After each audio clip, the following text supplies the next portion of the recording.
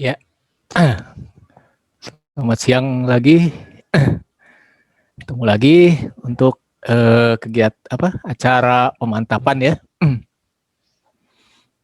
Sambil nunggu yang lain dulu, mungkin kita agak rileks dulu ya untuk ini.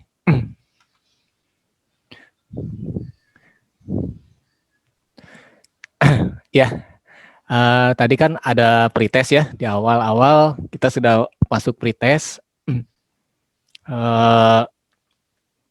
Ya sebagai bahan saya melihat juga kira-kira materi apa sebenarnya yang belum dipahami gitu ya, tentang apa yang belum dipahaminya. Terus lanjut ke post-test. Nah, di post-test itu juga saya melihat kira-kira perkembangannya gimana gitu ya. Apakah yang tadi saya jelaskan itu bisa dipahami atau malah membingungkan atau bagaimana gitu ya. Ya, kita sambil ini aja ya, share juga kalau misalnya ada kira-kira kesulitan di mana gitu ya. Tadi kebanyakan lupa dengan rumus gitu ya. Kira-kira apakah pada saat proses masih lupa juga atau gimana gitu ya? Atau saya tahu rumusnya tapi pas ngitungnya bingung aja gitu ya. Iya, oke. Ada Haya, ada Aisyah, Chandra, Fernando, Diana, Sarah, Karisma, Sulfa. Oke. Ya, oke ya, saya mulai aja dulu. Jadi sekarang kita mencoba ngebahas tentang post-testnya gitu ya. Tadi saya masih melihat juga ada beberapa yang masih belum ini gitu ya. Kira-kira soal pretest sama post-test itu sebenarnya mirip gitu ya. Ada kemiripan lah gitu ya. Cuman mungkin diganti-ganti diganti-ganti nilainya saja. Tapi pada prinsipnya sih sama gitu ya. Ya sebelum saya mulai dulu, kira-kira gimana nih? Yang kedua, yang di masalah di post-test kedua, kira-kira kesulitannya apa? Apa masih belum paham atau gimana? Nih saya minta pooling dulu nih, kira-kira gimana? Aisyah, Chandra, Karisma, gimana kira-kira? Kalau menurutnya gimana? Apakah ada kesulitan nggak di yang kedua ini, yang post testnya? Gimana? Yuk kita sambil ngobrol-ngobrol aja dulu, gitu ya. Ya sambil ya biasanya kalau udah siang ini kondisi badan ngedrop gitu ya. Tapi ya nggak apa-apa. Nanti kita lanjut ke pembahasan soal tryout dan sebagainya. Tapi kita berusaha menjaga gimana caranya supaya bisa terus fokus mempelajari fisika gitu ya. Kalau ini kedokteran, justru kedokteran itu konsentrasinya harus kuat. Ya, oke, gimana? Yang kedua ini gimana? Ada apa? Ada ada yang masukan atau gimana gitu? Kira-kira supaya nanti pas pembahasan post-test bisa saya lebih lebih apa ya, bisa lebih maksimal deh ininya, kira-kira materi apa yang belum kalian kuasai. Gimana? Ya, gimana? Haya, Aisyah, Chandra, Fernando. Ya, kalau pada saat kalian di SMA, kalian kan pernah belajar hal ini ya, pernah belajar mungkin secara online gitu ya. Nah, kira-kira sekarang harus belajar kembali gitu ya, setahun kemudian harus belajar kembali gitu ya. Ya mudah-mudahan ini jadi semakin yakin gitu ya, kira-kira apa yang perlu kalian lebih pahami itu ya. Ya, oke, kalau nggak ada ini kita coba ya soal berikutnya. Saya langsung aja kita coba share screen nih, sudah ada 9 orang itu ya, sambil nunggu yang lain juga. Ya, jangan ragu-ragu ya kalau ada yang nggak paham. Saya pengennya kalau bisa sih 100% diserap gitu ya ilmu ini gitu ya, karena ya berdasarkan pengalaman gitu ya, untuk materi-materi fisika modern itu banyak soal-soal yang keluar. Jadi kalau bisa kalian lebih menguasai di sini gitu ya, walaupun memang konsepnya agak berbeda gitu ya dengan yang sudah pernah kalian pelajari. Kalau di fisika modern ini ada beberapa konsep dan hitungan yang lebih rumit lah, ibaratnya seperti itu. Ya, oke ya, kita coba lagi ya. Mudah-mudahan nanti ketika ada tes yang hubungannya dengan ini bisa kalian kerjakan gitu ya. Oke, sambil saya berusaha mengulang kembali konsepnya tadi. Ya, oke. Kita coba. Saya share screen. Saya share screen di sini. Ujian sekolahnya ya. Nah, ya, oke.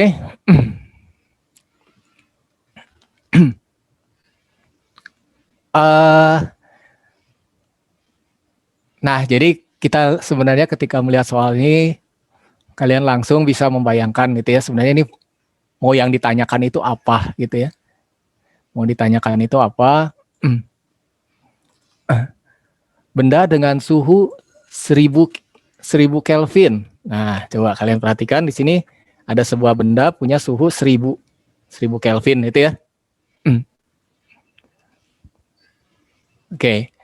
Kalau 1000 Kelvin itu artinya ya tinggal dikurangin 273 aja kalian dapetin dapetin suhunya dalam Celcius itu ya.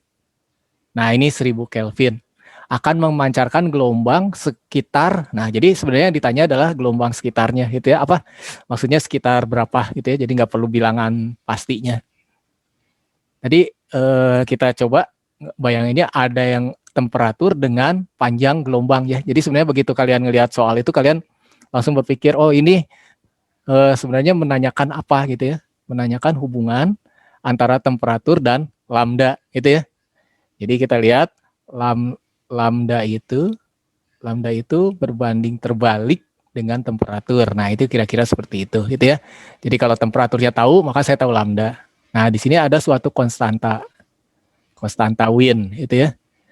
Konstanta Wien yang besarnya tadi berapa? 2,9 itu ya. 2,9. Nah, sebenarnya di sini kalian lihat, oh kayaknya ada angka 2,9 nih gitu ya.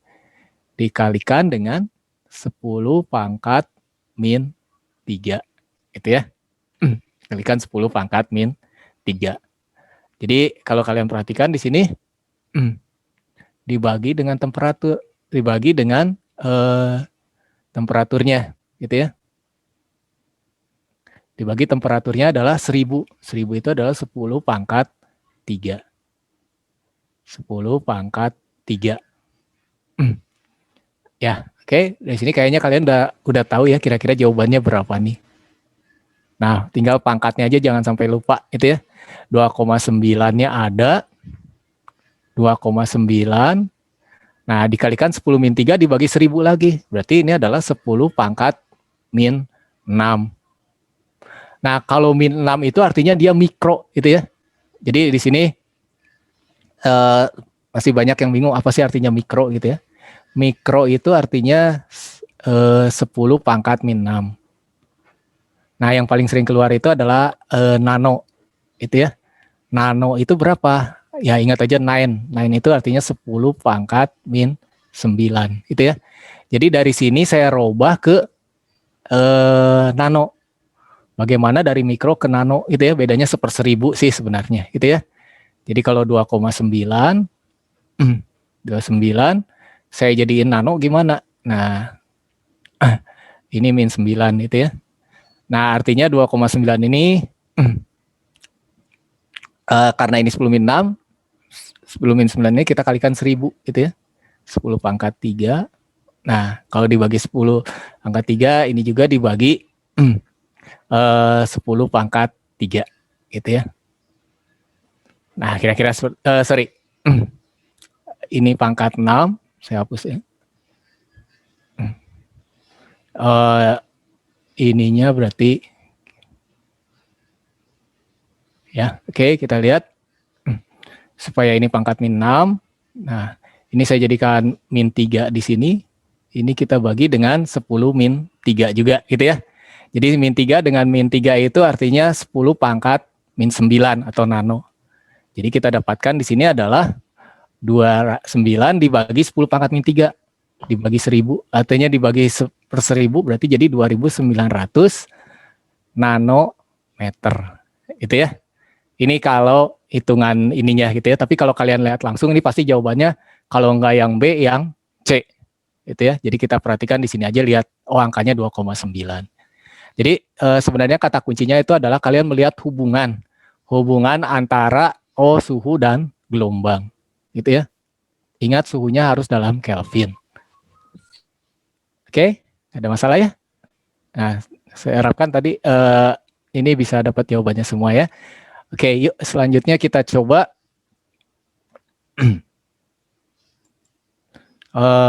soal selanjutnya. Nah, yang soal yang kedua nih. Soal yang kedua,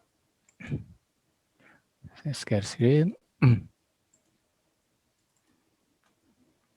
Nah, oke ya. Jadi sebenarnya kalau ketika kita belajar, ketika kita diulang-ulang itu lama-lama timbul apa ya? Timbul feeling. Oh, kira-kira kalau ini saya harus seperti apa gitu ya. Artinya kalau kalian sering ngerjain ini, kalian langsung bisa merubah, oh Celsius harusnya Kelvin. Nah, langsung bisa otomatis merubah jadi Kelvin, gitu ya. Nah, di sini kita lihat ada benda hitam. Tadi benda hitam itu artinya semua benda itu kalau pada suhu dia akan memancarkan suatu intensitas atau terang rendah ininya gitu ya. Terang redupnya gelombang gitu ya, atau energinya gitu ya. Jadi di sini kita lihat apa hubungannya intensitas sama suhu. Nah, sekarang kita lihat di sini apa hubungannya antara intensitas intensitas dengan suhu. Nah, kita lihat apa hubungannya intensitas dengan suhu, itu ya. Masih ingat intensitas itu sebanding dengan suhu tapi pangkat 4. Nah, itu ya. Jadi sebanding dengan suhu pangkat 4. Artinya kalau dia 2 kali, temperaturnya jadi 2 kali, maka intensitasnya jadi 16 kali. Kalau 3 kali, berarti 3 pangkat 4. 3 pangkat 4 itu 81. Itu ya. Nah, kira-kira ini kita lihat mula-mula 227 menjadi 727 gitu ya. Nah, itu kira-kira naiknya berapa derajat suhunya. Nah, kalian lihat di sini perbandingan intensitas dan T-nya harus dalam Kelvin ya. Jadi kita rubah di sini 227 derajat, kalau kita rubah menjadi Kelvin, ini akan kita dapatkan tinggal ditambahin 273, ini sama dengan 500 Kelvin. 500 Kelvin. Kira-kira seperti itu ya. Nah, sekarang kalau kita lihat 727 menjadi, nah kalau jadiin Kelvin berapa? Oh, ini adalah 1000 Kelvin. Nah, jadi di sini kalian lihat bahwa ini naik menjadi 2 kalinya. Gitu ya. Dari 500 menjadi 1000 itu kan 2 kalinya. Nah, dengan demikian, maka intensitasnya sekarang jadi berapa? Ingat aja tadi, kalau 2 kali berarti 2 pangkat 4. Oh, berarti sekarang, kalau saya tuliskan di sini, intensitasnya ini saya namakan I aksen, menjadi sama dengan 2, tapi harus dipangkatin 4. Nah, 2 kali tapi harus pangkat 4 dari mula-mula. Itu ya. Atau 16 kali I mula-mula. Nah, 16 kali mula-mulanya berapa? Mula-mulanya adalah 5. Nah, berarti kita dapatkan I aksennya sama dengan 16 kali 5, itu ya. 16 kali 5 kali 10 pangkat 4. Nah, jadi sebenarnya ini soal membandingkan, gitu ya. Kalau membandingkan, kita bisa langsung tahu jawabannya, oh ini adalah yang C, gitu ya. Ya sebagai gambaran itu aja gitu ya. Jangan ngebandingin suhunya dalam Celsius ya. Kalau suhunya bukan dalam Celsius tapi harus dalam Kelvin. Kemarin saya lihat banyak yang membandingkan langsung dengan Celsiusnya. Perbandingan suhu dalam Kelvin maksudnya itu ya. 6 kali 15 ini adalah 80 itu ya. 80 kali 10 pangkat 4.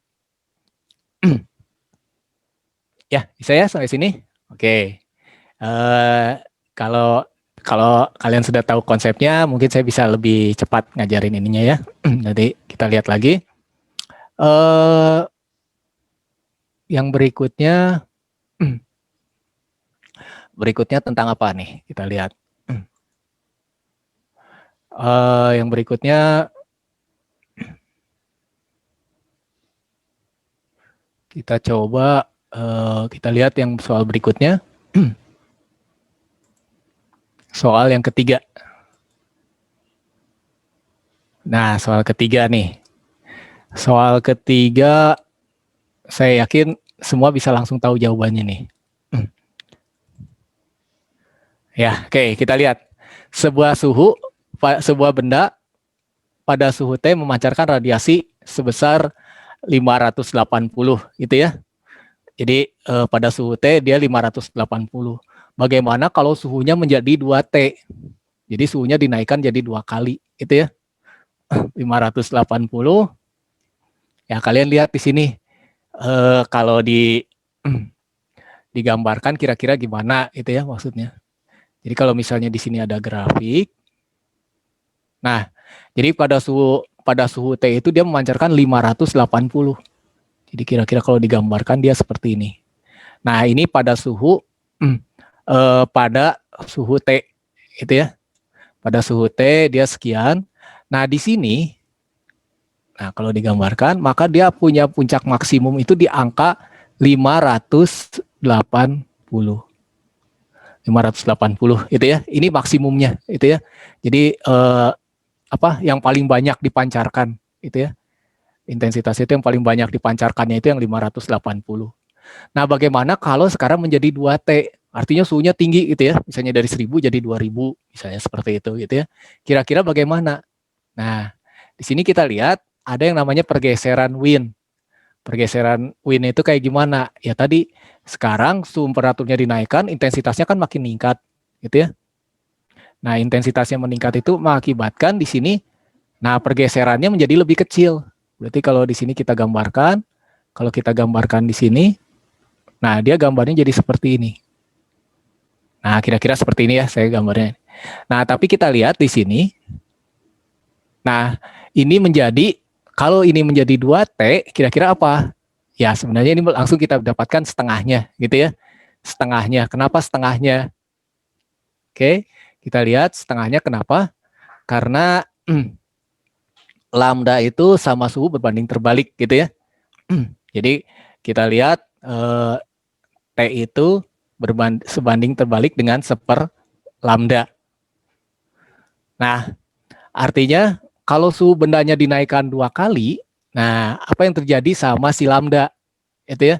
Kalau T aksennya menjadi 2 kali, T aksennya menjadi 2 kali dengan 2T itu ya. Maka apa yang terjadi sama si lambda? Nah, karena dia berbanding terbalik, maka dia akan menjadi lebih kecil. Lebih kecil itu berarti sepernya itu ya. Berarti ini adalah 1/2 lambda mula-mula. Jadi kalau 2T, maka dia tinggal dibagi 2 aja gitu ya. Jadi jawabannya 580 saya bagi 2 itu adalah 590 mikro. 290 mikro itu ya. Karena ini berbanding terbalik. Kalau berbanding lurus artinya temperatur naik, lambda juga besar gitu ya. Tapi karena ini besar berbanding terbalik, ketika temperaturnya naik, lambdanya menjadi lebih kecil. Nah, dalam hal ini kalau digambarkan ini menjadi lebih kecil gitu ya. Atau ini menjadi 290 karena di sininya menjadi 2 kalinya. Kalau 3 kalinya gimana? Lebih kecil lagi, jadi sepertiganya. Kalau 4 kali, 1/4-nya dan seterusnya. Gitu ya. Oke. Nah, kita coba bahas dulu sampai semua. Nanti kita coba materi apa atau yang berhubungan ini yang masih bingung ya. Oke, supaya terkejar konsep ininya. Yuk, sekarang kita lihat soal berikutnya. Soal yang keempat. Nah, soal yang keempat, radiasi benda hitam juga, gitu ya. Jadi ini masih berhubungan dengan radiasi benda hitam. Cuman teorinya, gitu ya. Nah, mungkin sebagai gambaran gini, kalau ada teori kalian tahu radiasi benda hitam itu adalah, kira-kira kalau saya gambarkan grafiknya tadi, gambar grafiknya, ini garis, sini itu ya garisnya. Jadi kita dapatkan kira-kira gambar grafiknya seperti inilah.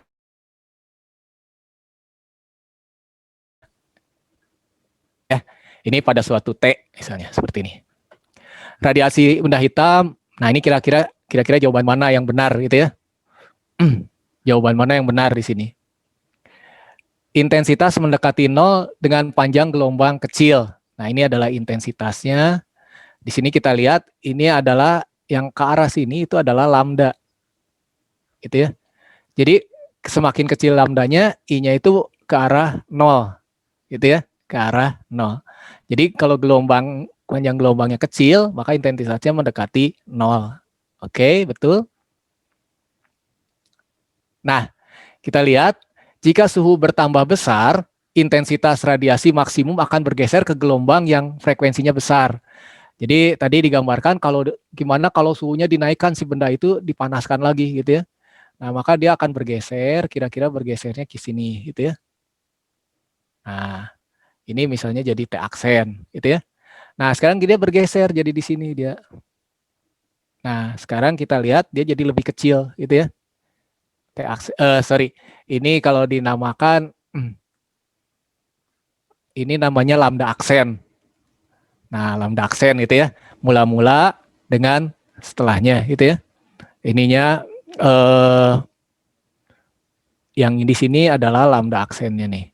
Nah, di sini itu adalah lambda aksen, lambda mula-mula itu ya. Nah, kita tahu di sini lambda aksen itu lebih kecil dari panjang mula-mula.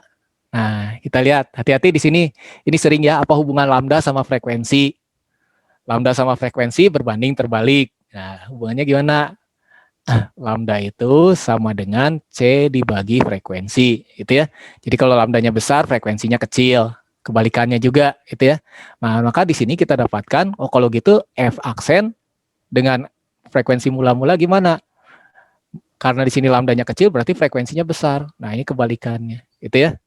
Jika sumunya besar, maka akan bergeser ke frekuensinya makin besar. Nah, gitu ya, biasanya seperti itu. Jadi kalau 1, 2 benar, 3 biasanya ikut, gitu ya. Nah, ya pada prinsipnya teori ini dikembangkan oleh Wins, oleh apa? Oleh Planck sama oleh Rayleigh ya. Nah, prinsipnya adalah untuk gelombang yang kecil, nah ini mengikuti hukum atau apa pergeseran Wien.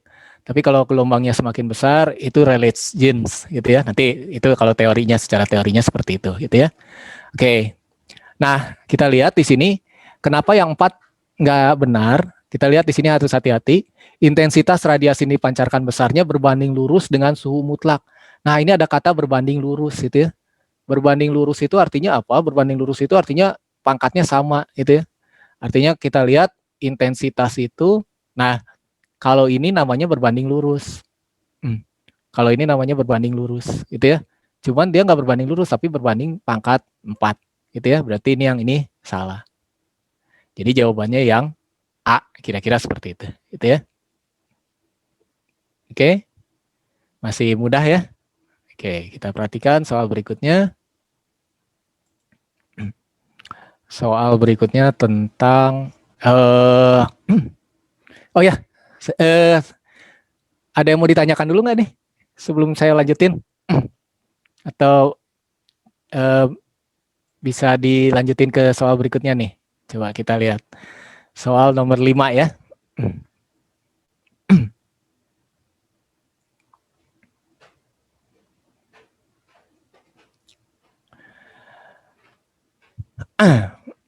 Oke. Coba kita perhatikan di sini.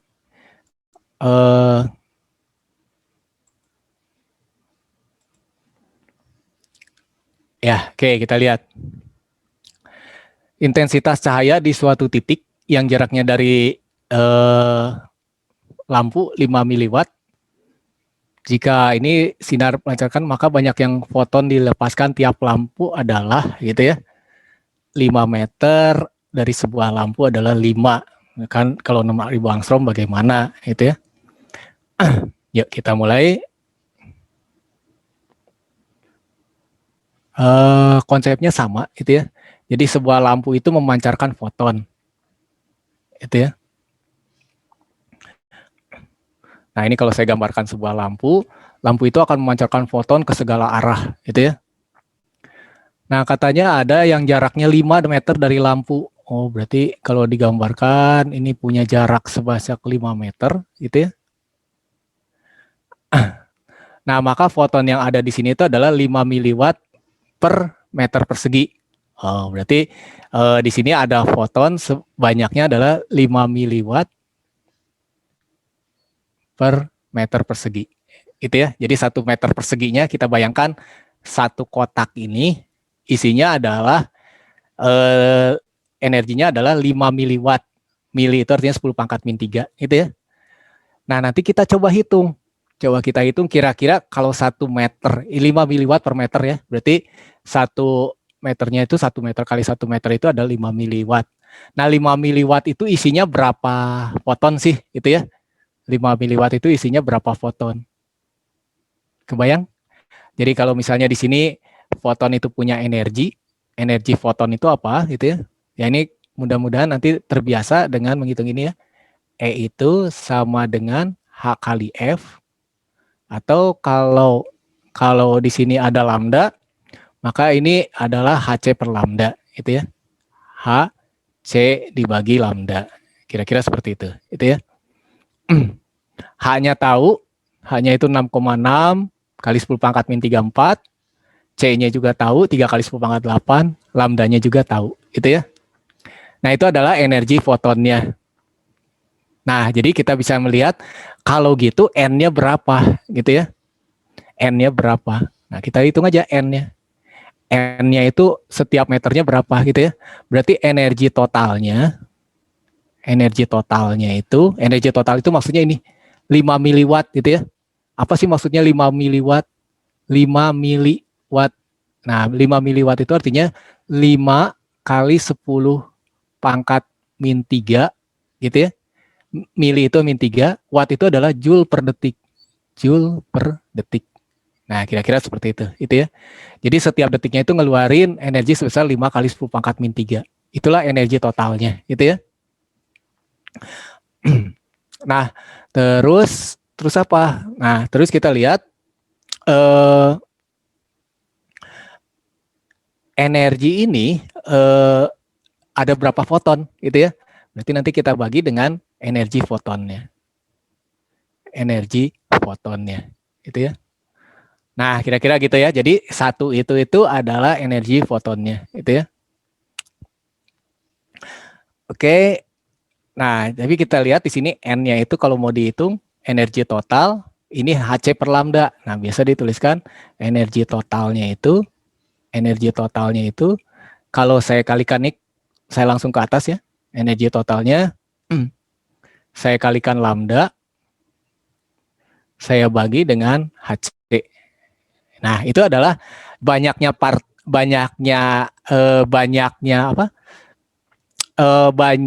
foton per meter persegi, itu ya. Jadi ini banyaknya foton per meter persegi. Nah, nanti kita lihat kalau yang ditanya itu adalah banyaknya foton yang keluar dari lampu, itu ya. Nah, nanti kita lihat yang keluar semeter perseginya itu sekian, gitu ya. Kalau dari lampu gimana? Oke, tinggal dikalikan luasnya aja sebenarnya, gitu ya. Oke. Nah, jadi kita lihat di sini. Misalnya ini misalnya ya, saya selalu membayangkan dulu gitu ya sebelum kita ngitung. Misalnya per meter persegi itu ada 100 foton misalnya gitu ya. 100 foton, ada 100 foton per meter persegi. Nah, kira-kira yang keluar dari lampu berapa? Oh, berarti kita lihat dulu. Nah, 100 foton itu dihasilkan dari si lampu. Nah, sedangkan kalau misalnya ini adalah sebuah bola, itu ya, ada sebuah bola. Nah, saya gambarkan sebuah bola. Nah, bola itu kan punya luas. Nah, gitu ya. Luas bola, masih ingat? Luas bola itu adalah 4V R kuadrat, gitu ya. Nah, dari sinilah kita bisa menghitung kira-kira berapa luasnya si bola tersebut, permukaan bola. Misalnya luas permukaan bolanya itu adalah 2 meter persegi. Oh, berarti si lampu ini memancarkan totalnya berapa? semeter perseginya itu 100, berarti kalau 2 meter perseginya itu adalah 200 gitu ya. Jadi total yang dipancarkan di ini itu adalah tinggal kita kalikan dengan A aja gitu ya. Jadi sebenarnya adalah banyaknya ini itu N itu nanti kita kalikan dengan luas dari si bola. Itu ya, kita kalikan dengan luasnya si bola. Nah, ini karena bola yang jari-jarinya 5 meter. Gitu ya, kira-kira seperti itu sih konsepnya. Jadi sebelum kalian membayangkan ngitungnya dulu itu ya, karena nanti kita akan menghitung dengan banyak angka. Nah, kalau kalian langsung hitung nanti salah, nah kalian harus itu lagi. Jadi tentukan dulu kira-kira rumusnya apa gitu ya. Oh, kira-kira inilah. Saya cari dulu per meternya berapa, nanti saya kalikan dengan luas bola. Nah, selanjutnya kita bisa coba cari angka yang mendekati itu ya. Cari aja angka yang mendekatinya, kita dapatkan di sini energi totalnya itu adalah 5, berarti kalau saya tuliskan di sini N ya. Ini energi totalnya itu adalah 5 kali 10 pangkat min 3. 5 kali 10 pangkat min 3 dikalikan dengan lambdanya. Oke. Kita lihat, dikalikan dengan panjang gelombangnya. Dalam hal ini panjang gelombangnya itu adalah 6.000 angstrom. Oh, 6.000 berarti 6.000 angstrom. Angstrom itu kali 10 pangkat min 10 itu ya. Nah, kita bagi dengan HC. Nah, ini HC ini akan sering keluar nih, muncul nih. H kali C itu akan sering muncul ya. H-nya itu adalah 6,6. 6,6 kali 10 pangkat min 34. Dikalikan dengan C-nya itu adalah 3 kali 10 pangkat 8. Nah, dikalikan dengan luas bola. Luas bola itu adalah 4V. 4V kali R kuadrat. R kuadratnya adalah 5. 5 dikuadratin berarti 25 itu ya.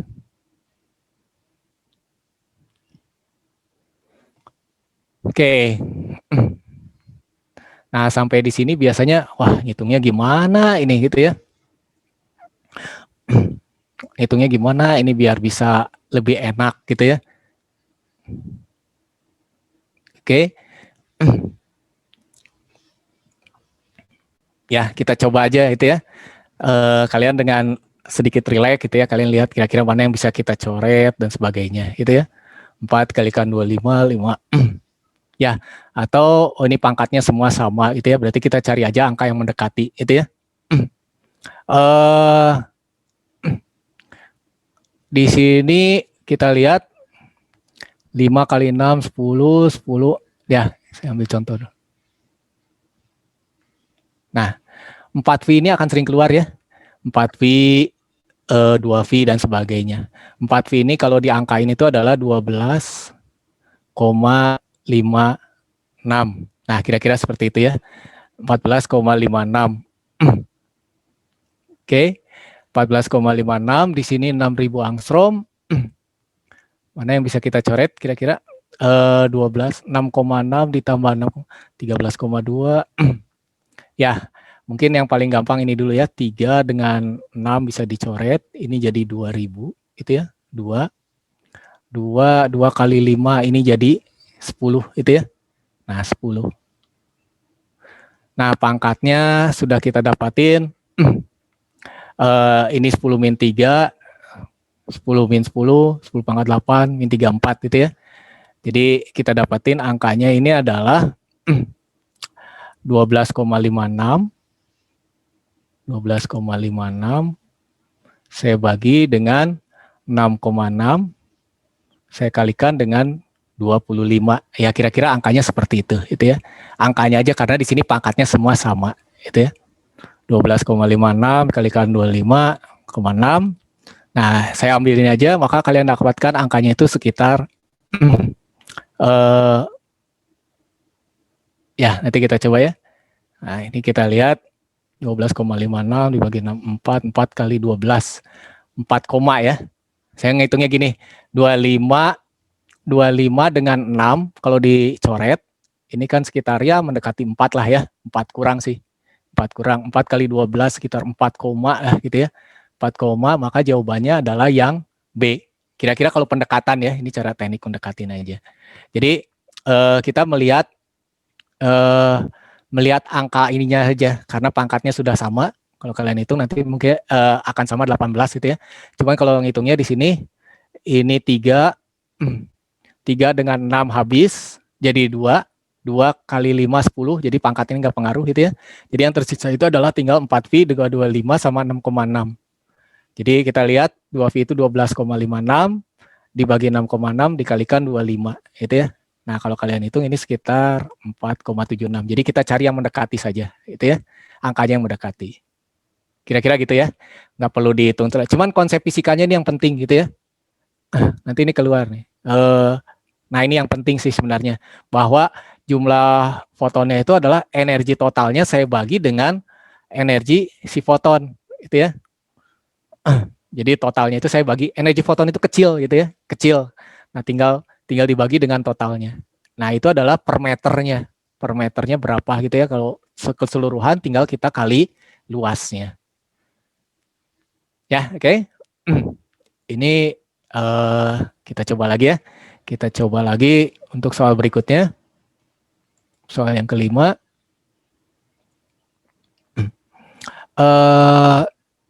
Soal yang keenam.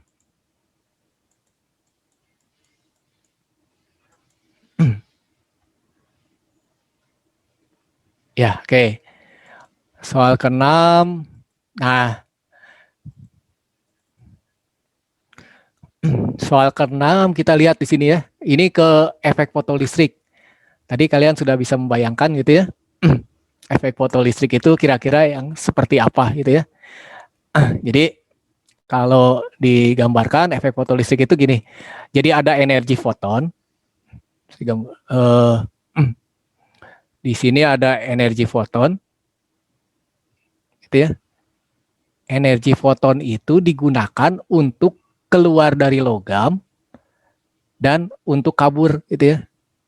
Energi kinetik. Ada yang nyebutnya energi kabur gitu ya. Tapi maksudnya energi kinetik gitu ya. Energi foton sama dengan ditambah energi kinetik. Nah, kalau energi itu bisa dituliskan dengan H kali frekuensi gitu ya. Energi itu sama dengan H kali F, ini yang akan sering muncul gitu ya. Atau H sama dengan Hc per lambda. Nah, di sini berarti kalau energi foton itu adalah Hc per lambda. Nah, kalau untuk keluar juga sama, dia butuh energi berapa? Ya kita samain aja di sini juga Hc per lambda. Jadi prinsipnya ini sama itu ya. Sebenarnya ini energi ya. Hc per lambda itu adalah energi. Yang membedakannya itu adalah kita lihat untuk keluar itu nama lainnya adalah ambang gitu ya.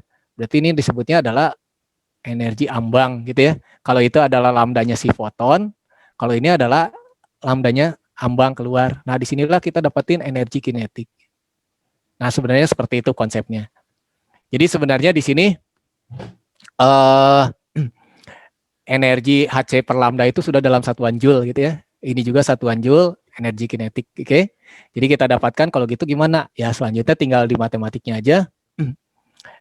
Maka dari sini kita dapatkan energi kinetik itu sama dengan ya. Oke, saya langsung tulis gini, Hc. Nah, gitu ya, Hc-nya sama. Nah, yang ini pindah ruas ke kiri. Jadi kita dapatkan ini adalah 1 dibagi lambdanya si foton dikurangi dengan 1 dibagi lambdanya ambang, lambda panjang gelombang ambang gitu ya. Itulah dapat energi kinetiknya. Oke, nah di sini Hc sering muncul gitu ya. Jadi supaya nggak bingung ngebayangin Hc gimana. H kali C itu Hc itu kalau ditulisin gitu ya. Ini 6,26 kali 10 pangkat min 34. Saya kalikan dengan 3 kali 10 pangkat 8 gitu ya. 6,6 sorry.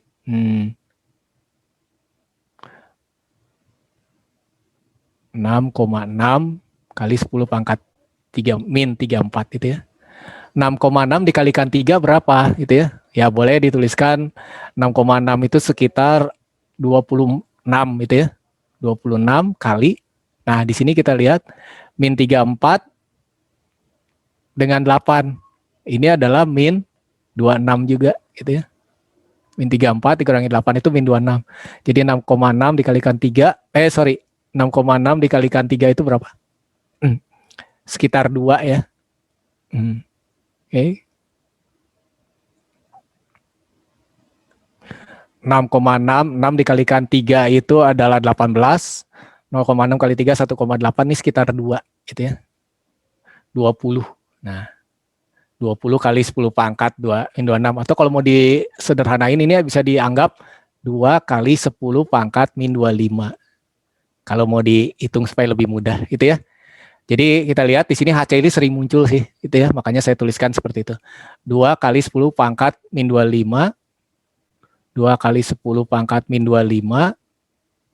Nah, tinggal kita kalikan seper lambda frekuensinya. Nah, ini seper nano itu ya. Seper lambda fotonnya itu adalah 200, sedangkan ini adalah 600 itu ya. Berarti jangan terbalik ya. Yang besar dikurangi yang kecil. Seper 600 dikurangi seper 200 itu ya. Nah, karena ini nano itu kan 10 pangkat min 9. 10 pangkat min 9 ini ada 10 pangkat min 9, ini juga ada 10 pangkat min 9. Kalau dinaikkan ke atas berarti ini kita kalikan dengan 10 pangkat 9. Ya, 10 pangkat 9 ya. Nah, coba kalian. Jadi kalau kalian hitung berapa nih? Seper 6 dikurangi seper 2. Nah, kita lihat angkanya aja nih. Oh, pangkatnya udah sama, Pak. Saya nggak usah ngitung pangkat lah. Ya, yang tinggal kita hitung itu ini aja, tinggal 2. Kalau saya kalikan, nih saya angkanya aja ya. Seper 6 dikurangi seper 2. Seper 6 itu kan ada ini seper 6. Kebalik nih. Yang kecil. Nah, energi foton itu 200, berarti ini adalah seper 200 dikurangi dengan seper 600 gitu ya.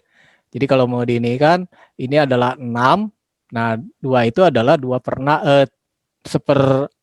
seper 2 itu adalah 3 per 6 gitu ya, kalau angkanya saja gitu ya. 3 per 6. Ini malah jadi, oke. Kalau yang ini itu adalah angkanya saja itu adalah 3 per 6. 3 per 6 dikurangi dengan seper 6. Gitu ya. 3 per 6 dikurangi seper 6. Ya, akan kita dapatkan 2 per 6 ya. Oke. 2 dikalikan 2 per 6. Oke, kita lihat dulu. HC-nya 3 per 6 dikurangi 2 per 6.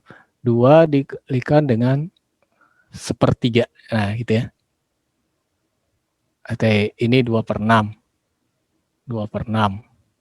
Atau sama dengan 4 per 6 ya. 4 per 6 kali sekian. Sebentar. Kita lihat dulu panjang gelombangnya hanya 6,6. 6,6 kali 3, 3.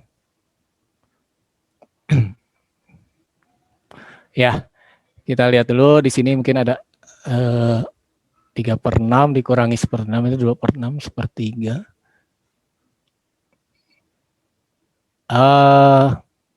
HC seper lambda, energi konektornya. Oke ya, nanti saya coba ini mungkin ada ininya. Tapi sekitarnya angkanya sekitar 4 per 6. Oh ya, 4 per 6 itu 2 per 3 ya. 2 per 3. 2 per 3 itu angkanya berapa? 2 per 3 itu sekitar 0,66 gitu ya. Nah, kalau kita lihat ini angkanya adalah sekitar 0,66 gitu ya kalau diangkain gitu ya. Nah, kita cari yang angka di sini. Dalam hal ini adalah yang A, 6,6. Nah, sengaja saya pangkatnya nggak ini kan, coba kalian hitung pangkatnya gitu ya. Pangkatnya pasti min 19. Min 25, ini min 7, 25, 7, ini 0, itu ya. Nah, jadi jawabannya pasti min 19 di sini. Jadi sebenarnya kita hanya mencari nilai yang mendekati aja ya, nggak harus dihitung sampai detail. Ya, oke, yang nomor 6 bisa. Nah, selanjutnya kita coba soal berikutnya ya. Soal berikutnya, kalau tadi soal ke-6, sekarang soal ke-7. Soal ke-7, Nah, oke. Soal ketujuh nanti. Nah, soal ketujuh masih berhubungan dengan listrik gitu ya. Berhubungan dengan listrik nih, saya lihat banyak yang salah di sini. Saya lihat dulu di sini.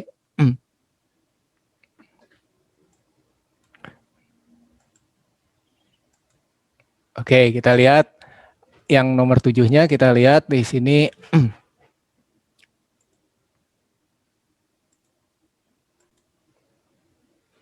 Saya share screen dulu. Nah, ini. Oke, kita perhatikan di sini. Ini lampu, listrik, foton gitu ya. Banyaknya. Nah, di sini berarti kita lihat, oh angkanya sama, berarti enak nih, kita tinggal ngitung pangkatnya doang gitu ya. Pangkatnya yang mana sih yang cocok gitu ya. Tapi konsepnya apa gitu ya? Konsepnya gini, jadi karena foton itu dihasilkan dari cahaya, cahaya dihasilkan dari lampu. Nah, lampu untuk menghasilkan cahaya itu butuh listrik gitu ya, energi listrik. Berarti ada hubungan sama listrik. Ya, kita lihat di sini. Basicnya apa yang perlu kita ketahui gitu ya. Yang pertama, ada cahaya diberi tegangan 3 volt 1 ampere. Berarti dia menghasilkan daya. Dayanya sekitar nah, daya itu apa? Daya listrik itu, daya itu sama dengan perkalian antara V kali I itu ya. Berarti kalau misalnya ini 3 volt 1 ampere, 3 dikalikan dengan 1 gitu ya. Hasilnya apa? Oh, ternyata dia adalah 3 watt. Lampu yang nyalanya 3 watt gitu ya. Nah, tapi kita kenalan dengan efisiensi. Efisiensi itu artinya apa? Kalau kita berikan listrik 3 watt, nah kita berikan listrik 3 watt di sini, gitu ya. Di sini kita kasih 3 watt.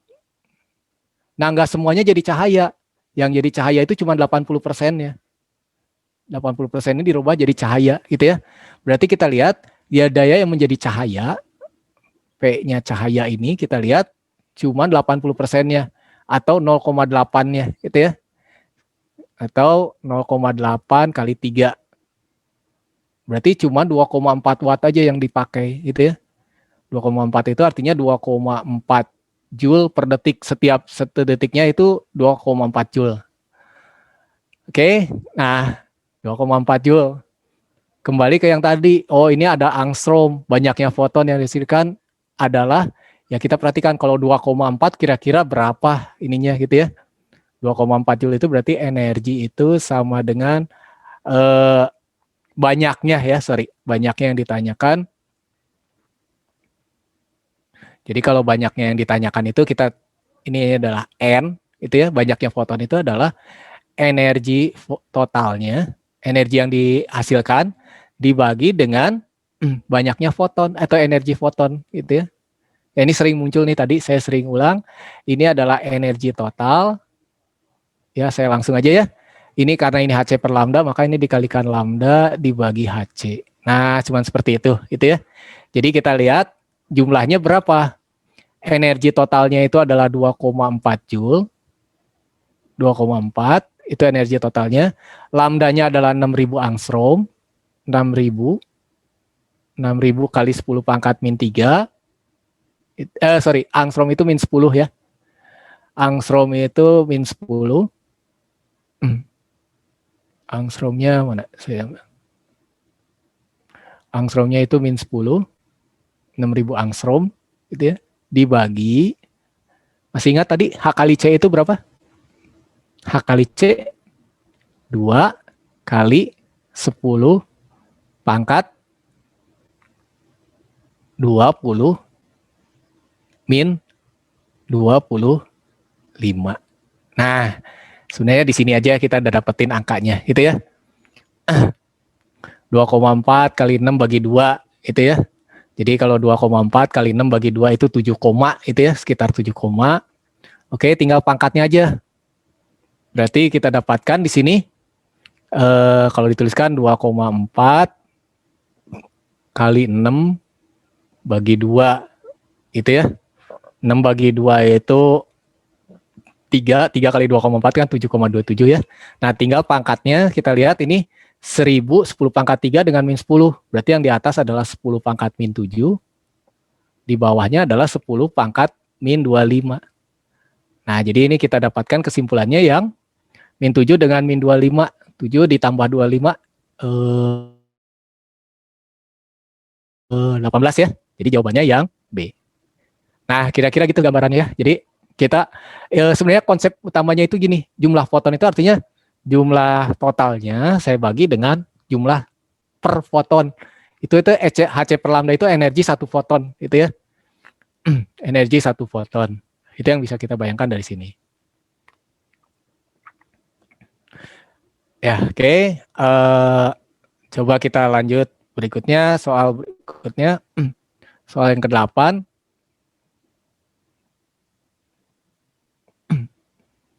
Yang ke-8 tentang fotolistrik ya, ini teori. Oke. Ya, 8 tentang teori, 9 10 tentang ininya. Oke, kita screen.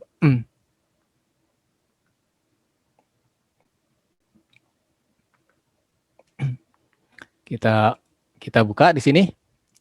Pada eksperimen fotolistrik, ya jadi bayangin fotolistrik tadi, foton kena elektron, kabur gitu ya. Nah, jadi kalau digambarkan ya kembali lagi saya gambarkan ini ada elektron. Nah, elektron negatif gitu ya di logam ya, di dalam logam ini, di dalam logam. Nah, di dalam logam itu dia mendapatkan energinya dari foton. Nah, dia menyerap energi, namanya adalah energi foton gitu ya. Nah, setelah diserap, dia kabur dari si logam. Nah, dari logam ini dia kabur. Nah, oke. Setelah itu dia bisa punya energi kinetik. Nah, setelah itu dia bisa punya energi kinetik. Nah, sebenarnya konsepnya seperti ini, sederhana, itu ya. Nah, jadi kita lihat bagaimana kita lihat dari awalnya ceritanya gitu ya. Jadi yang namanya logam itu dia punya yang namanya energi ambang. Energi ambang itu yang disebut sebagai W. Itu ya. Jadi kalau W itu apa gitu ya? Sorry. W itu adalah energi ambangnya gitu ya.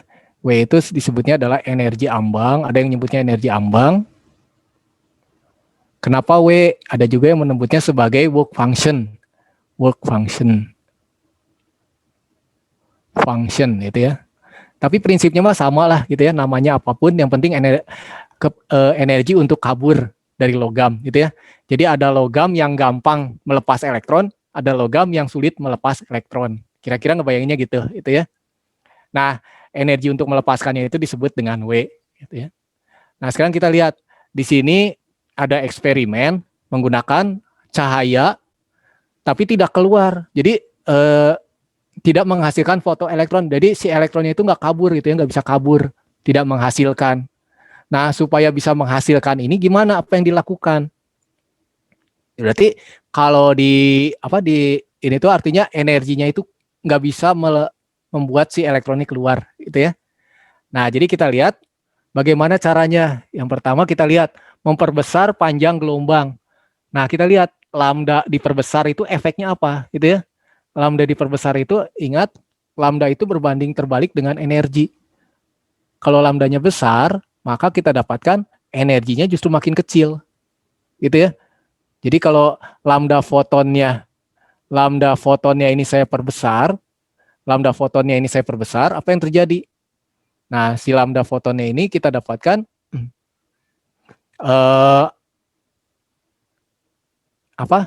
akan membuat energinya menjadi lebih kecil. Jadi lambdanya besar, maka energi fotonnya kecil. Nah, kalau energi foton, ya dia tambah nggak bisa keluar, gitu ya. Jadi kalau memperbesar nggak bisa, tapi kalau memperkecil, nah kalau memperkecil itu artinya energinya makin besar. Nah, ini kadang-kadang kita bingung ya, energi dengan lambda itu berbanding apa gitu ya. Ingat aja gini, energi dengan frekuensi itu berbanding lurus, tapi dengan lambda itu berbanding terbalik. Nah, kira-kira seperti itu ya. Nah, sekarang kita lihat, ini energinya awalnya kecil gitu ya. Bagaimana kalau saya perbesar intensitasnya? Intensitas itu maksudnya apa? Intensitas itu artinya banyaknya foton itu semakin banyak. Jadi saya kasih kayaknya kalau satu mah nggak kuat ngangkat sini, saya kasih banyak foton gitu ya. Saya kasih banyak foton. Jadi di sini dikasih banyak foton. Nah, kira-kira efeknya apa gitu ya? Ya tetap aja kalau energinya kurang, ya dia walaupun banyak dia tidak bisa mengangkat, tidak bisa melepaskan dari logam, tidak bisa keluar dari logam gitu ya. Jadi walaupun memperbesar, tapi kalau energinya kecil, ya dia tidak bisa. Berarti ini juga salah gitu ya. Ini salah maksudnya gitu ya. Nah, oke. Apa yang disebut potensial penghenti? Potensial penghenti itu artinya eh, tegangan yang digunakan untuk menyetop si elektron. Jadi kalau ini ada elektron yang kabur, nah gimana caranya supaya elektron yang nggak kabur? Nah kita lihat di sini, kita kasih sebuah logam gitu ya, dikasih tegangan negatif. Tegangan negatif itu artinya di sini banyak sekali negatif, negatif mah banyak gitu ya. Nah kalau negatifnya banyak, sifat elektron itu negatif ketemu elektron saling tolak menolak gitu ya. Jadi si elektronnya tuh mau kabur nggak nyampe nggak jadi itu ya. Nah, kira-kira seperti itu. Nah, semakin besar tegangannya, maka elektronnya semakin banyak gitu ya. Nah, artinya gini, kita lihat kalau memperbesar potensial penghentinya gimana? Ya boro-boro diperbesar, dikasih ini aja dia nggak keluar gitu ya, belum keluar. Gimana mau disetopin gitu ya. Nah, itu kira-kira jadi tidak pengaruh potensial penghentinya gitu ya, kecuali elektronnya ada yang keluar. Kalau elektronnya ada yang keluar, baru bisa disetop. Tapi kalau elektronnya nggak ada yang keluar, ya nggak bisa disetop gitu ya. Nah, satu lagi ini saya ambil contoh, memperkecil frekuensi cahaya. Nah, kalau frekuensinya diperkecil ya berarti energinya juga makin kecil gitu ya. Berarti ini juga salah. Nah, sekarang kita lihat mengganti logam lain yang frekuensi ambangnya lebih kecil. Nah, jadi kita lihat di sinarin, kita cari aja logam yang gampang lepas gitu ya. Maka jawabannya adalah yang D. Kira-kira seperti itu ya, ngebayanginnya ya. Kalau ada teori ini sambil kalian bayangin, oh ceritanya itu kan fotolistrik itu kayak seperti itu gitu ya. Ya. Oke, terus selanjutnya kita coba soal berikutnya ya. Kita lihat. Nah, ini yang berhubungan dengan gambar 9. Oke. Nah, kalau nomor 9 saya yakin kalian udah bisa langsung dapat jawabannya juga nih.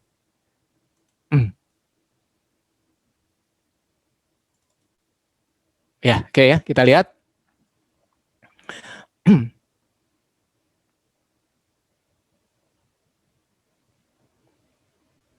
Oh ya. Oke, kita lihat di sini.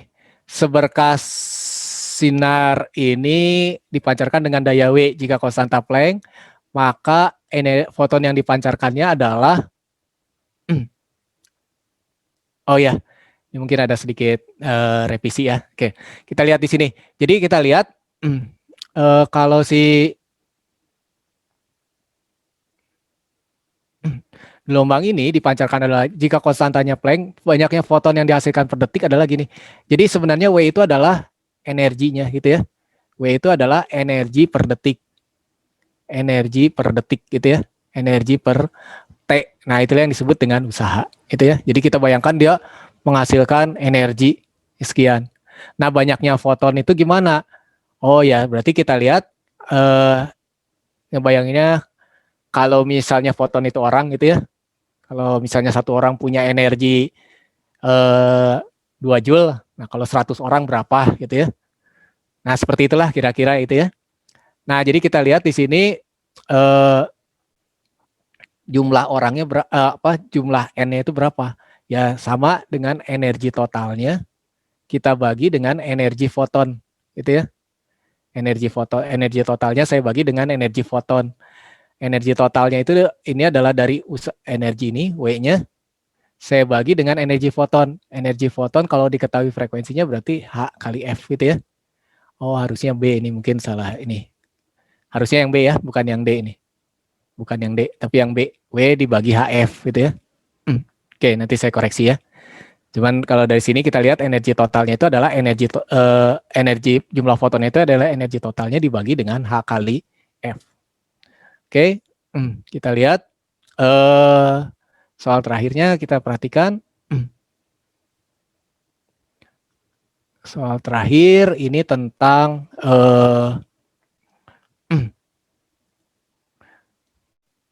Soal ke-10 ya, kita lihat. Nah, oke.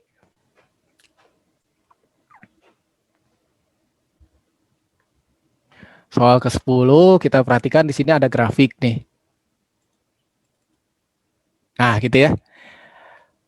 Grafik apa ini gitu ya? Ini adalah grafik fotolistrik sebenarnya, gitu ya. Fotolistrik. Nah, yang merah ini adalah ke arah sini itu adalah energi fotonnya atau frekuensi foton ya. Jadi kalau yang di sini, itu adalah yang ke arah sini itu adalah frekuensinya si foton, itu ya, frekuensi foton yang didapatkan, gitu ya. Artinya kan kita bayangkan ketika fotonnya frekuensinya makin besar, energinya makin besar, gitu ya. Nah, sekarang kita lihat di sini, ini maksudnya apa? Nah, di sini adalah yang ke sini itu adalah energi kinetik gitu ya. Jadi kalau kita lihat sama seperti tadi, biasanya saya gambarkan seperti ini gitu ya. Nah, inilah yang disebut dengan energi fotonnya. Nah, kalau energinya kecil, dia tidak bisa melepaskan elektron gitu ya. Terus diperbesar. Nah, apa yang terjadi pada saat di angka 4 gitu ya. Nah, angka 4 ini kita lihat energi kinetiknya 0. Energi kinetiknya 0, artinya dia baru bisa lolos doang, baru bisa kabur doang gitu ya. Baru bisa keluar doang.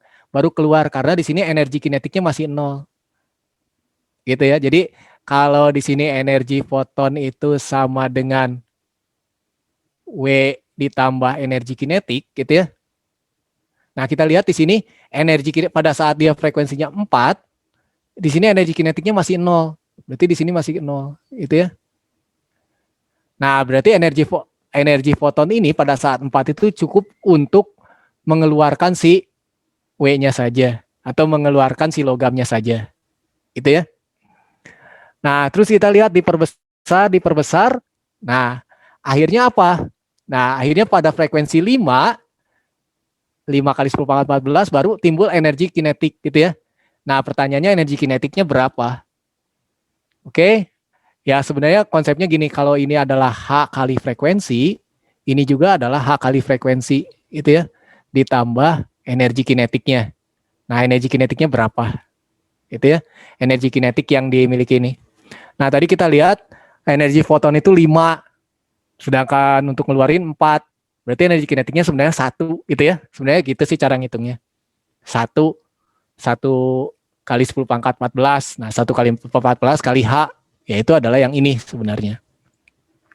1 kali 10 pangkat 14 kali H itu langsung tahu jawabannya yang C gitu ya. Atau kalau mesti bingung juga, kita coba gini aja, energi kinetik itu sama dengan oh iya, ini ada salah ini. HF-nya HF-nya si foton gitu ya. H dikalikan foton dikurangi dengan H dikalikan F dari si ambang tadi. Nah, ini si logam gitu ya, frekuensi ambang. Nah, jadi energi kinetiknya berapa? Ini adalah 6,6 kali 10 pangkat min 314, min 34. Nah, frekuensi foton berapa? Frekuensi fotonnya itu kita lihat di sini, ketika dia dikasih 5 kali 10 pangkat 14, itu ya, 5. Nah, yang 4-nya itu dipakai untuk mengeluarkan elektron. Jadi 5 kurangi 4, ini kali 10 pangkat 14. Nah, seperti ini. Jadi sebenarnya energi ininya yang totalnya itu 5, yang 4 itu dipakai untuk kabur gitu ya, untuk melepas. Nah, tinggal sisa 1. Jadi kita dapatkan ini adalah 6,6 kali 10 pangkat min 34 dengan 14 min 20. Itu ya. Nah, ini sebenarnya jawabannya. Itu apa? B ya? Oke, nanti saya koreksi ya, tadi 9 sama ini mungkin ada salah input data aja. Nah, tapi prinsipnya seperti itu. Gitu ya. Oke, nah di sini ya kalian sudah mulai sering mendapatkan soal tentang foton gitu ya. Jadi mulai kebayang gitu apa ini kapan menggunakan soal rumus-rumus tersebut gitu ya. Nah, oke, sebelum saya ini kan mungkin saya perdalam konsepnya supaya yang lebih ini ya. Ada yang mau ditanyakan dulu nggak? Ya, silakan nih. Silakan. Saya sedikit relax dulu ya. Kira-kira ada yang mau ditanyakan dulu nggak sampai pembahasan tersebut? Ya, silakan kalau ada yang mau ditanyakan ya. Jangan ragu-ragu ya. Saya karena apa? Saya justru butuh respon audiens supaya saya tahu kira-kira materi apa yang sebenarnya masih belum dipahami. Itu ya. Oke, ya kita coba lihat. Saya lihat dulu. Ya, coba. Saya break dulu sebentar ya.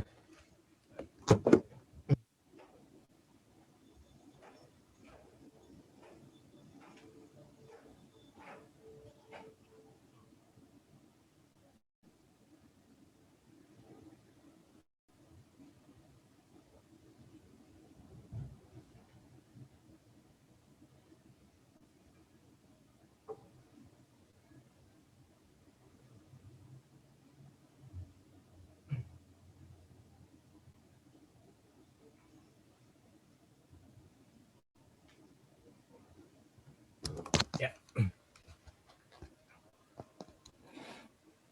Gimana? Ada yang mau ditanyakan dulu? Ya, silakan kalau ada yang mau di ini. Saya coba koreksi yang tadi nomor 910 ya.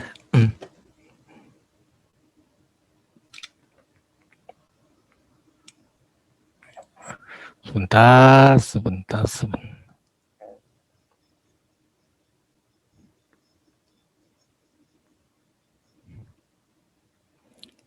Ya, gimana nih? Haya, Aisyah, Chandra, Fernando, Diana, Sarah, Krisma, Kavia, Aska, Pinkan, Caroline, Maudi. Ya, gimana? Ada yang mau ditanyakan dulu? Atau ya sambil kita relax dulu sebentar? Ada yang mau ditanyakan dulu nggak di sini? Ada yang mau diobrolin dulu nggak? Silakan ya.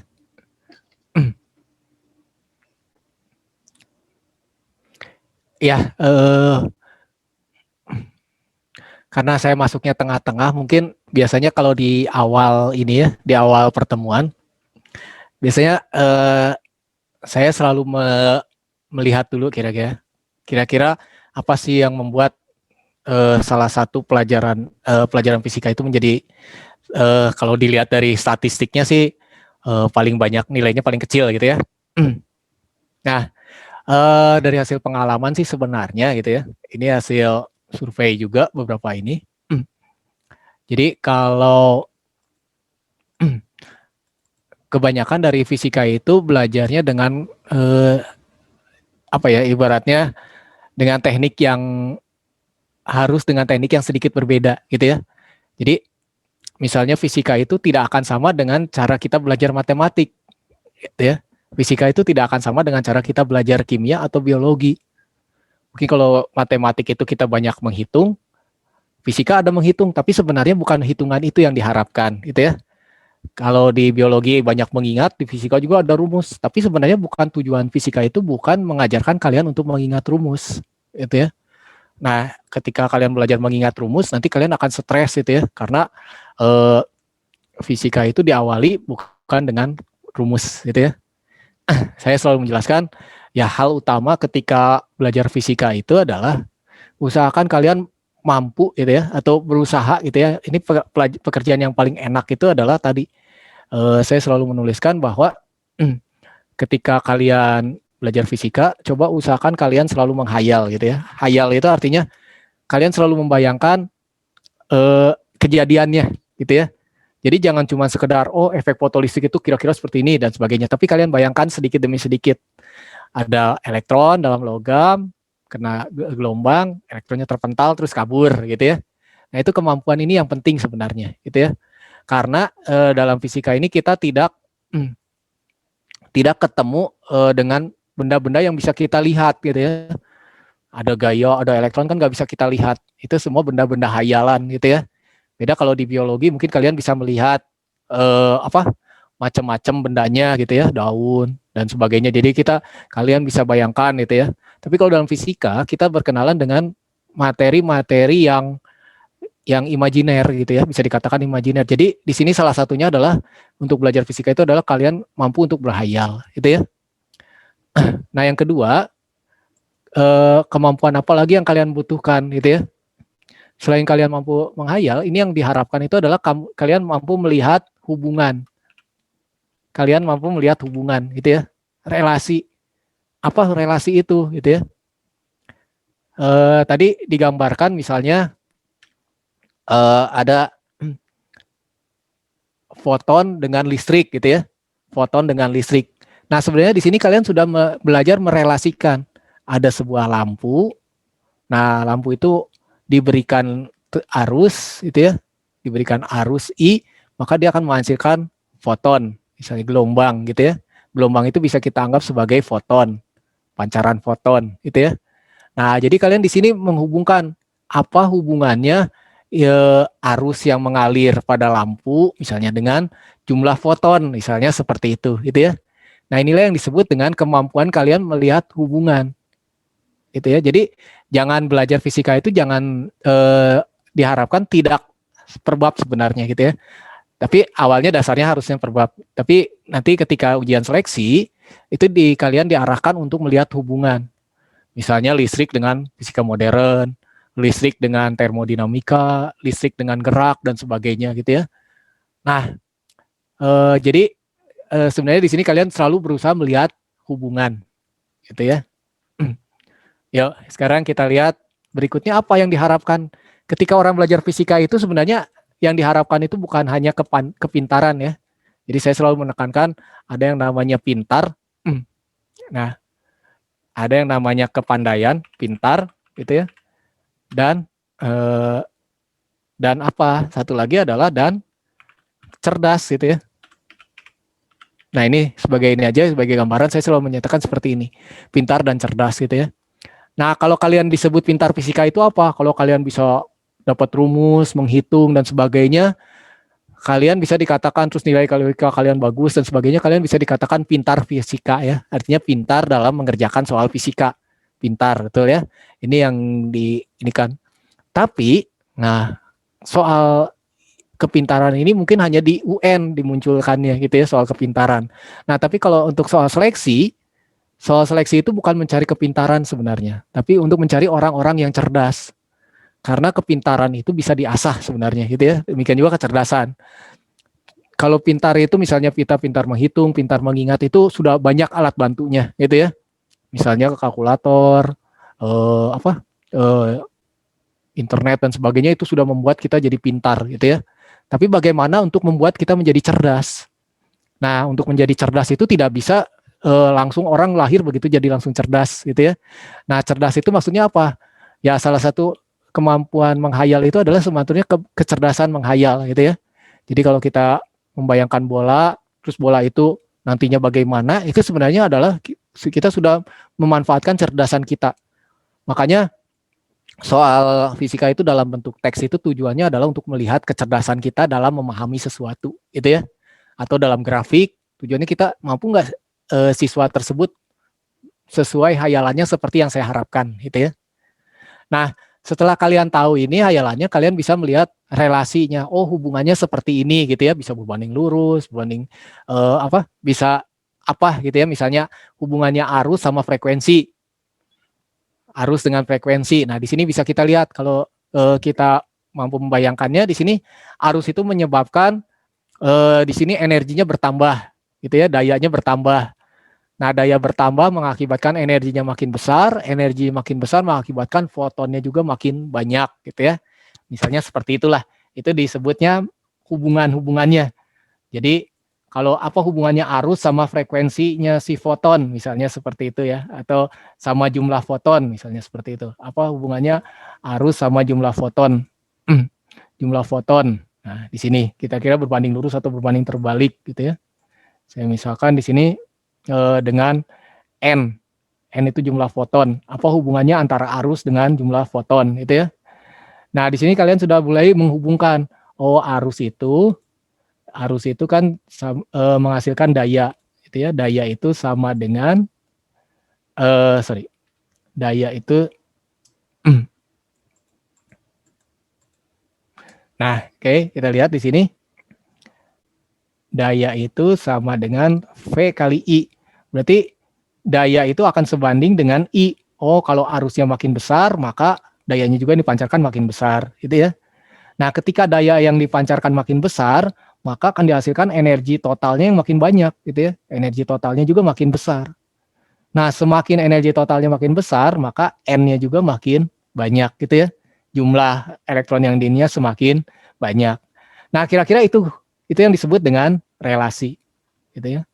Nah, terus apalagi kemampuan apalagi yang diharapkan dari si pembuat soal, gitu ya. Nah, kemampuan berikutnya adalah kemampuan kalian untuk melihat, membandingkan, itu ya, perbandingan,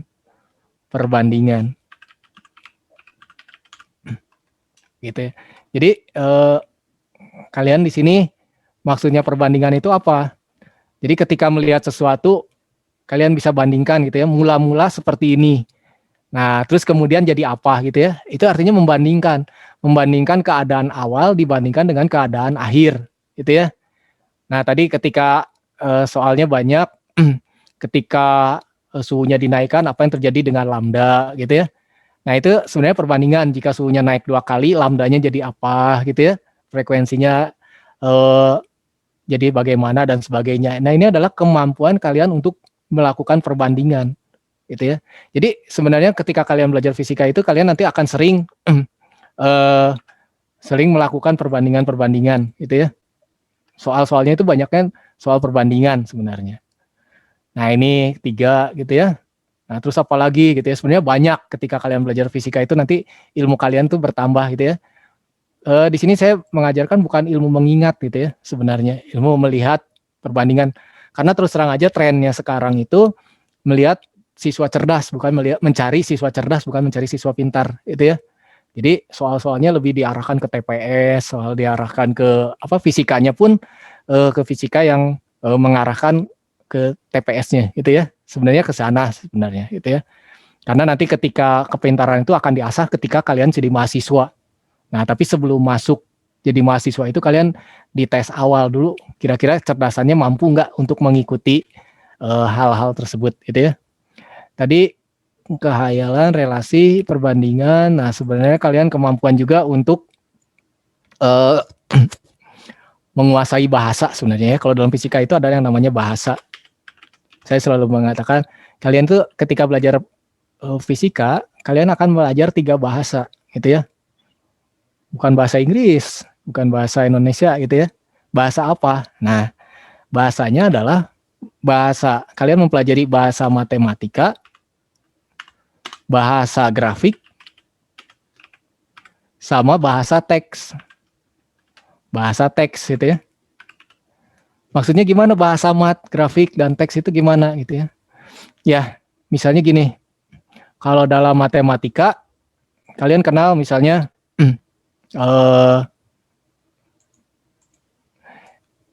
Y sama apa? Misalnya kalian tahu PV sama dengan NRT ya. Misalnya ini sering ketemu ya. NRT. Nah, kira-kira seperti ini ya. PV NRT gitu ya. Nah, kalau kalian hitung dan sebagainya ya udah kalian tahulah itu bahasa. Ini rumus itu bahasa matematik. Sebenarnya rumus itu adalah sebuah bahasa, namanya bahasa matematik gitu ya. PV sama dengan NRT. Ya sudah selesai gitu ya. Nah, tapi kalau dalam fisika kalian harus menjelaskan P itu apa sih? Volume itu apa? N itu apa? R itu dari mana? T itu apa? Gitu ya. Jadi di sini, ini kalau kalian lihat, kalian sebutnya PVNRT aja, itu kalian baru menyebut bahasa matematika. Nah, bahasa matematika itu harus kalian jelaskan dengan maknanya gitu ya. Tekanan itu apa sih gitu ya. Nah, kadang-kadang saya tanya tekanan itu apa? Ya pokoknya tekanan Pak, tekan, ditekan, dan sebagainya gitu ya. Kadang-kadang orang masih belum paham apa sih yang disebut tekanan. Tekanan itu efek dari apa gitu ya. Volume itu yang kayak gimana, N itu apa gitu ya. N itu jumlah mol itu yang kayak gimana gitu ya. Temperatur, nah temperatur sendiri apa? Temperatur ya pokoknya suhu Pak. Nah disinilah ketika kalian tahunya, pokoknya temperatur itu suhu Pak. Tapi suhu sendiri apa? Nah di sini kalian sudah mulai diarahkan untuk sebenarnya temperatur itu apa sih gitu ya. Temperatur itu adalah suatu keadaan sebenarnya, keadaan benda gitu ya. Oke. Nah, itu kalian belajar bahasa matematika. Nah, kalau belajar bahasa grafik tadi kita lihat di sini ada pergeseran wind gitu ya. Gambar grafik pergeseran wind itu kayak gini. Nanti kalau bergeser jadi apa? Nah, ini sebenarnya kalian bisa menjelaskan ini maksudnya apa, maknanya apa gitu ya. Ini maknanya kalau dari sini itu artinya bahwa lambda itu berbanding terbalik dengan seperti itu dengan suhu gitu ya. Jadi dia ada pergeseran dan sebagainya. Nah, kira-kira itu yang diharapkan ketika kalian melihat sebuah grafik gitu ya. Melihat grafik itu bukan cuma pokoknya bentuknya gini Pak, kayak kurva gitu ya. Kurva terbalik. Nah, tapi sebenarnya ini menyatakan bahwa ada hubungan hubungan terbalik gitu ya. Nah, terus ada bahasa teks. Nah, bahasa teks. Jadi kalau kalian melihat soal fisika yang panjang gitu ya, diketahui ini dan sebagainya, itu sebenarnya melatih kalian untuk membaca apa saja sih dari teks itu yang penting kalian ambil gitu ya, apa yang kalian perlu kuasai gitu ya. Jadi sebenarnya kalian belajar khayalan, relasi, perbandingan, bahasanya dan sebagainya gitu ya. Apalagi gitu ya. Nah, sebenarnya banyak sih kalian ya. Misalnya kalian kapan kalian disebut cerdas gitu ya. Kapan kalian disebut cerdas itu ya sebenarnya gini, ketika soal seleksi itu kalian diarahkan untuk atau di mencari orang, nah gitu ya, orang berpikir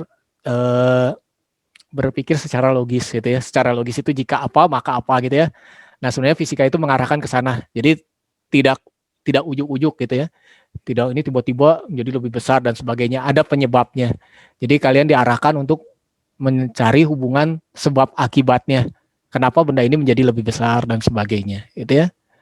Nah, sebenarnya nanti ketika kalian ini kalian kuliah ilmu ini itu akan lebih berkembang lagi, gitu ya. Kalian akan sudah terbiasa dengan masalah-masalah perbandingan, masalah ini dan sebagainya, gitu ya. Di kedokteran pun saya yakin nanti ilmu ini akan kepake, gitu ya. Ilmu-ilmu ini karena yang saya tahu kedokteran juga banyak menggunakan grafik, gitu ya, grafik-grafik dan sebagainya. Nah, itulah sekilas gitu ya. Sebenarnya ketika kalian belajar fisika itu awalnya memang ada kesulitan gitu ya, karena kalian sudah tidak terbiasa untuk mempelajari hal ini gitu ya. Kalian tidak biasa untuk melihat relasi, menghayal perbandingan dan bahasanya gitu ya. Karena mungkin ketika di sekolah kalian hanya diarahkan untuk ya yang penting tahu lah gitu ya. Nah, tapi kalau di sini kalian diasah untuk melatih kecerdasan-kecerdasan tersebut gitu ya. Kecerdasan ya 4 inilah, kecerdasan menghayal, kecepatan relasi, pembandingan sama bahasa tadi. Itu ya. Jadi percayalah kalau kalian belajar fisika sebenarnya 4 ini kalian kuasai, kecerdasan ini bertambah. Dan kecerdasan ini enggak semua orang sama itu ya. Nah, itulah yang diharapkan dari sini. Ya, mungkin waktunya sudah jam 2 ya. Kita break dulu. Terima kasih nih atas kehadiran adik semua. Kalau ada yang perlu ditanyakan silakan hubungi admin gitu ya. Mungkin nanti ini kalau nggak salah nanti jam ketiga saya ngebahas tryout ya, soal tryout. Nanti di situ kita bisa saling lebih interaktif deh. Kalau ada yang perlu ditanyakan silakan gitu ya. Ya oke. Kalau nggak ada pertanyaan saya tutup dulu. Terima kasih atas perhatiannya. Sampai ketemu lagi. Assalamualaikum warahmatullahi wabarakatuh. Waalaikumsalam. Terima kasih. Ya, sama-sama semuanya.